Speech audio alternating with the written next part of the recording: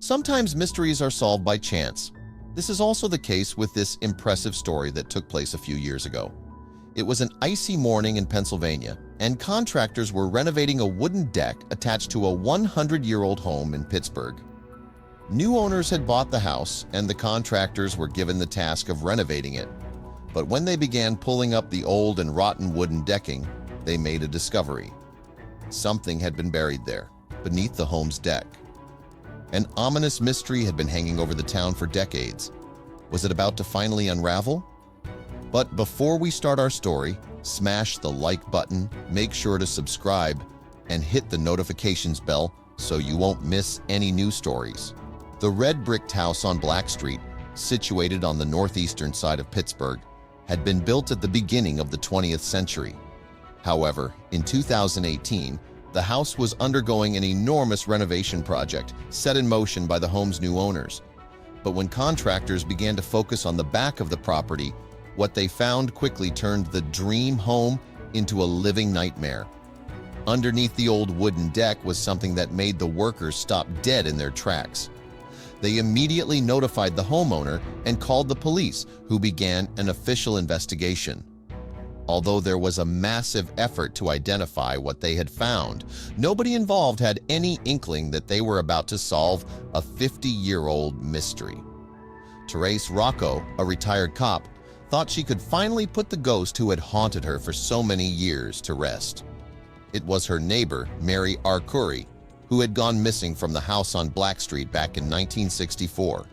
Although most of the neighbors had assumed that Mary had left her husband, children, and a broken marriage, some people thought that her disappearance had darker connotations. Therese had always been unsettled by Mary's disappearance. Now, almost 50 years later, a vital clue was discovered at the house on Black Street. But would it finally solve the mystery? Therese was determined to dig deeper and finally find out what had really happened to her. She worked closely with the local police to piece the puzzle together, but they were about to uncover some strange details about this case. By 2018, much of the house on Black Street had already been remodeled throughout the years by previous owners. Most of the neighbors had long forgotten about Mary. But when the red brick house changed hands again, the new owners finally decided that it was time to renovate the deck in the backyard. But when the contractors pulled up the boards, they were all in for a huge surprise. On that fateful morning of February 28th, the contractors were hard at work refurbishing the deck that ran along the back of the house. They got to work ripping the rotted wooden planks away from the deck's frame and began to dig a new foundation. Suddenly, they struck upon something in the dirt. They wiped the layers of mud away and jumped back. The workers wasted no time and called emergency services at 9:30 a.m.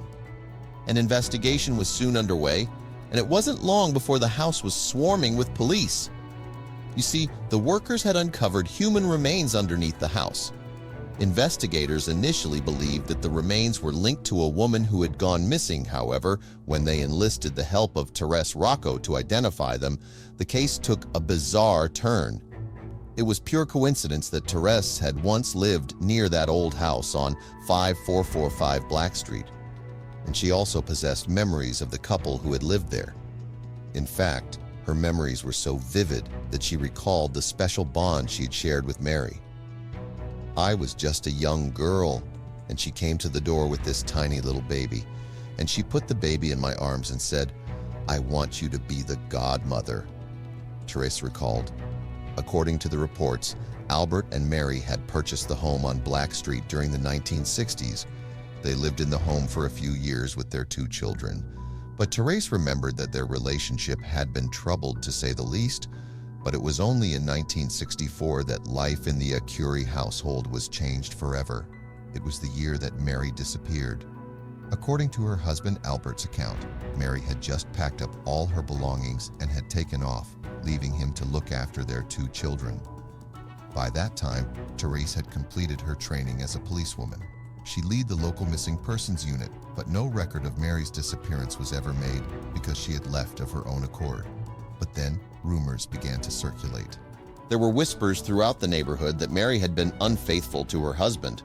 But as time went by, most people were left perplexed by her disappearance. Therese was no exception. "I knew there were problems and I thought, leave it alone," Therese recalled. "But I also wondered why she didn't try to get in touch with her kids." But Therese wasn't the only one who began to grow suspicious. Some of the Aruri's relatives, who resided in another unit at 5445 Black Street, expressed their disbelief. "My mother? We talked about it, and she knew something happened to her," Charles Sperna, who was just a boy when Mary disappeared, told the Pittsburgh Post-Gazette. Furthermore, he remembered that Albert had built a terrace on his property immediately after his wife disappeared. Eventually, gossip had reached everyone in the town. There were whispers that Albert had actually done away with his wife. But there was nothing concrete to prove this, so Mary's disappearance was never investigated. For 5 long decades, her whereabouts remained a mystery, until Therese was contacted about the remains found at the Aruri's old home. Soon, Therese was able to prove that the investigators' initial theory was wrong. And when she realized where the body had been found, she began to wonder if it could be connected to Mary's disappearance. And so, she put the police in touch with her goddaughter. Using DNA testing, investigators were quickly able to discover the truth. Tragically, it was Mary, and her body had been buried in the backyard of her family home. Before making news of the discovery public, police reached out to Mary's surviving family members to inform them of what had been uncovered. "It's good we found out," Charles said. "We waited all these years." But even though the development finally gave him some closure, he regretted that many of his older relations had died without knowing the truth. Therese wasn't surprised to find out that her neighbor and friend had been dead all along. When you don't know where a person is for a number of years, and you don't hear, and there's no indication that there's a communication of any sort, you generally have to think the worst, she told KDKA in February 2019. So what had happened back in 1964? And how had Mary ended up dead and buried, with Albert insisting that she'd run away? Well, according to Charles, his great-uncle had been a harsh man who hated children. But was that enough to consider him capable of dispatching his wife? In contrast to Charles's recollections, however, Therese remembers her neighbor as a mild-mannered man. And even though she accepts that Mary's death was suspicious, she still struggles to believe that Albert could have been behind it. "I never, in my own thoughts, believed this woman had left," she admitted, "and I could never believe that this man had any involvement in her disappearance." According to investigators, Mary's remains consisted entirely of bones by the time they were discovered. And in this state of decomposition, it's difficult even to determine the cause of death. However, they noted that there were no signs of injury, which in turn meant there wasn't enough evidence to deem the case a homicide. Sadly, then, the mystery may remain forever unsolved. 1 year after Mary's disappearance, a tragic story had appeared in the Pittsburgh press. Apparently, Albert's car had veered at high speed into a local car dealership around the corner from his home.